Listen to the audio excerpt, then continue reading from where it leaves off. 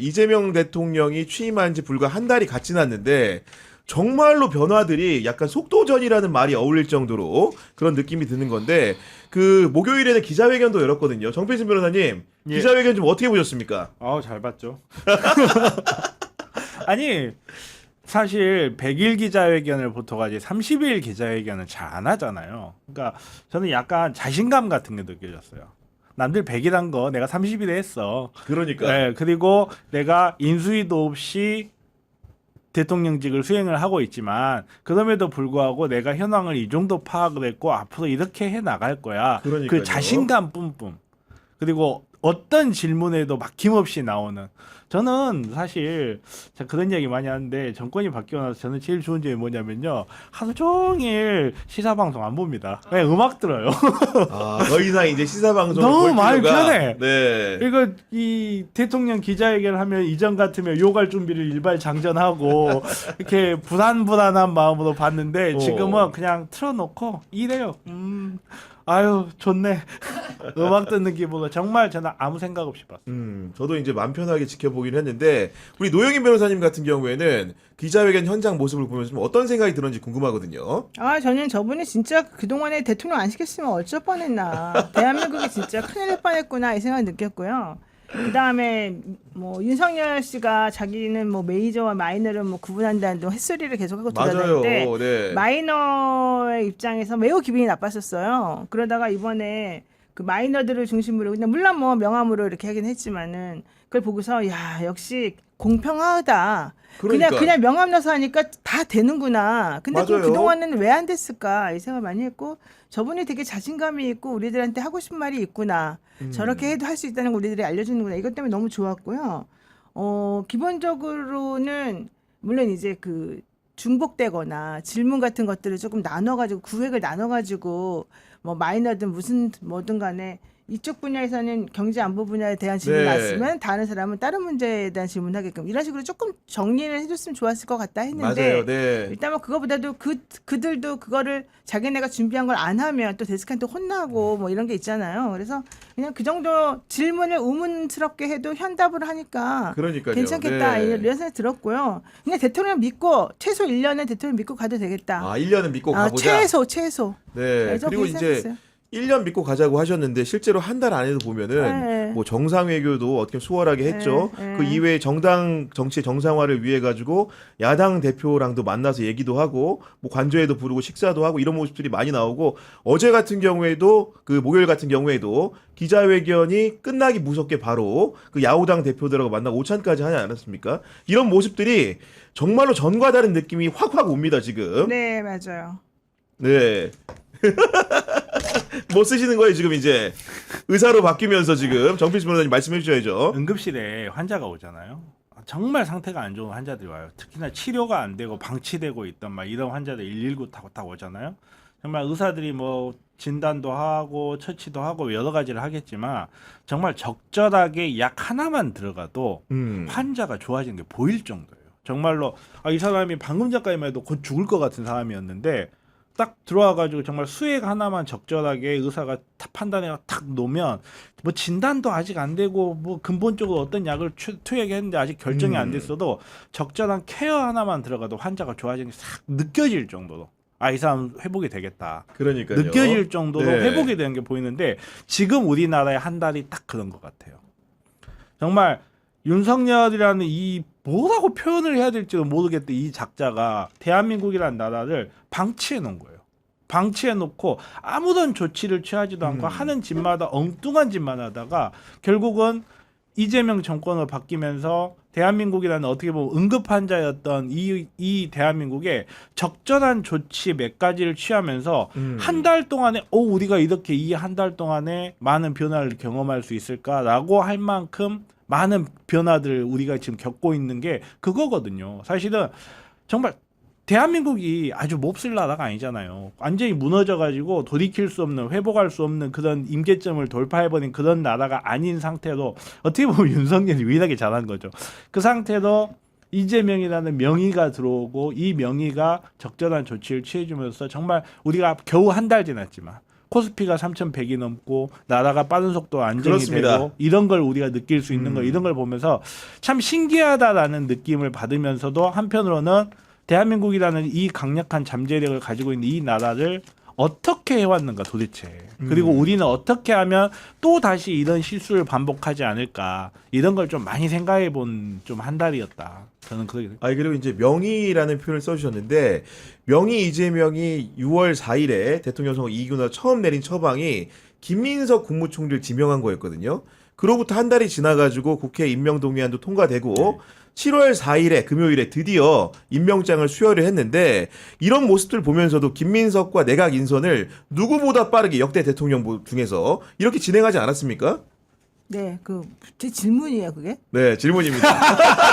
아니, 하지 않았습니까? 네. 그럼 어떤 질문이 우리 뭐예요? 노영희 변호사님의 평가를 듣고 싶은 거예요. 내각 인선 전반에 대한. 네. 내각 인사는 너무 잘했죠. 네. 그리고 일단 김민석이라고 하는 키워드를 중심으로 해서 밑에 있는 장관들을 앞으로 정리 잘해서 대한민국을 멋있게 만들어 나가겠다 이거잖아요. 근데 그렇죠. 네. 그때 이제 딱 첫 번째 단추는 상대방 입장에서 보자면 일단 그럼 김민석부터 잡자. 그래서 밑에 아무것도 못 건드리게 하자 이랬잖아요. 근데 김민석을 잡으려고 딱 보니까 배추도 보이네. 2억밖에 없다더니 아들은 코넬 다니네. 뭐 별게 다 나오는 거야. 아 이거 내가 물어야지, 잡아야지 이게 되는 거예요. 그렇죠. 그래서 신나게 딱 물어 뜯으려고 갔더니 하필이면 이혼을 했네.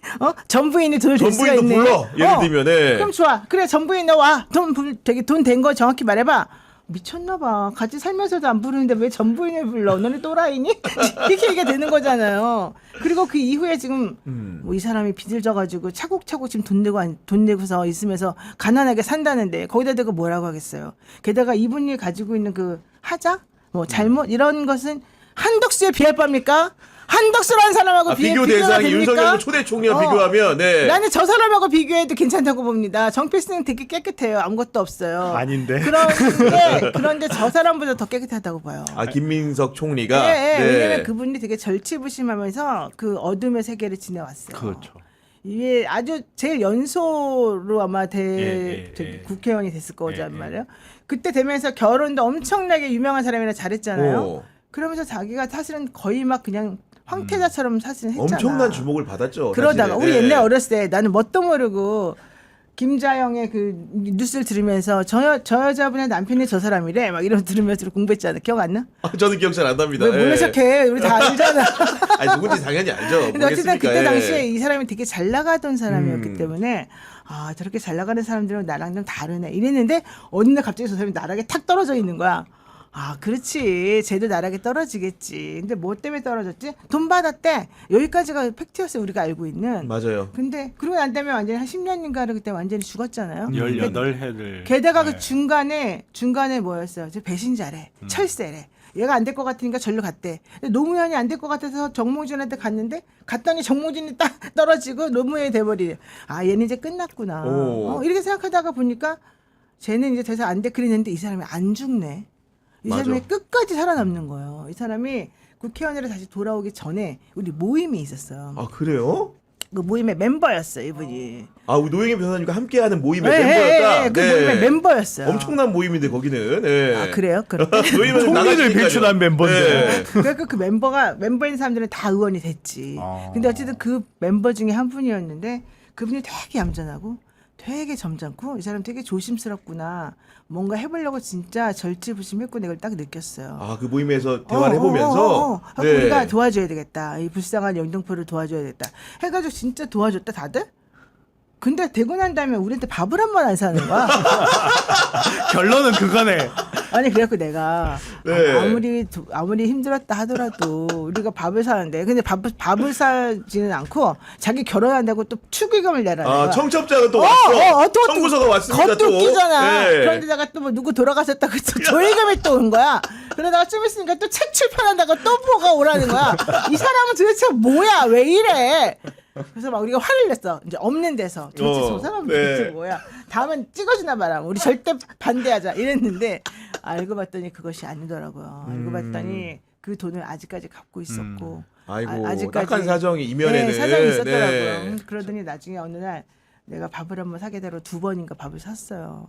우리 노영희 변호사님이 김민석 총리한테 아니 내가 왜 사요? 그분이 김민석 총리가 노영희 그분이 변호사님한테 우리에게 나만이 아니라 네, 우리 멤버들한테 그래서 내가 이번에 뺏겨 먹어야 되겠다고 생각했는데 근데 생각보다 되게 이렇게 소박하게 사시는 거예요. 그래서 내가 이분은 진짜 돈이 없나 보다. 사실 김민석 의원님 결혼식 때 저도 갔었거든요. 아, 그래요? 근데 그 결혼식. 예, 진짜 너무 소박하다 못해 약간 좀 이런 표현이 좀 그렇긴 한데 좀 정말 그랬어. 약간 좀 사회 하층 쉽게 안쓰럽게 느껴졌다 안쓰럽게 이런 거죠. 느껴질 예, 정도의 예. 정말 소박한 결혼식이었어요. 근데 또 이 타이밍에 너무 달콤한 게 이 김민석 총리님 6억을 장롱에 쌓아놨다 이렇게 말하던 국민의힘 누구 집에서 32억이 나왔다는 소문이 있던데 거기에 대해서 뭐라고 할지 저는 이거 너무 비교가 돼가지고 뭐 요즘 막 보면 붙어있잖아요 플랜카드로 뭐 6억 네. 장롱에 6억 밑에다가 이렇게 붙이면 될 것 정말 같아. 전국 곳곳에 그 현수막을 붙여놨더라고요. 그러니까요. 보니까. 네. 이제 민주당과 다른 야당들을 이렇게 밑에 붙이면 됩니다. 32억은 어떡할 거냐.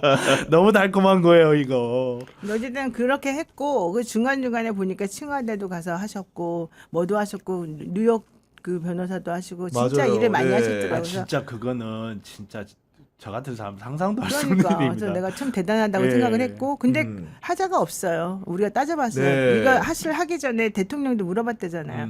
괜찮겠냐. 대통령이 사실은 다 좀 괜찮은 사람들에게 물어봤대요. 당신 이렇게 하면은 저쪽에 그 막 물어 뜯을 텐데 괜찮냐.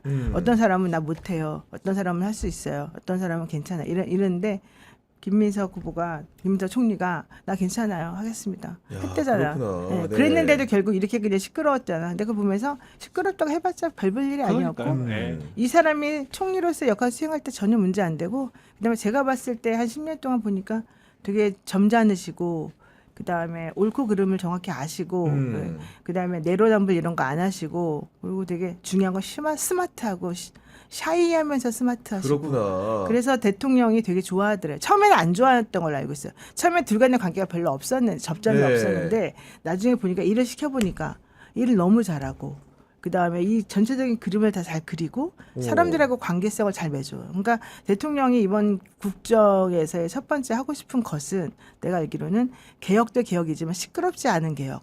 그리고 사람들이 스며들게 만드는 개혁. 스며드는 개혁. 네. 그거를 잘 하시는 것 같더라고요. 세상에 제일 어려운 건데 그게.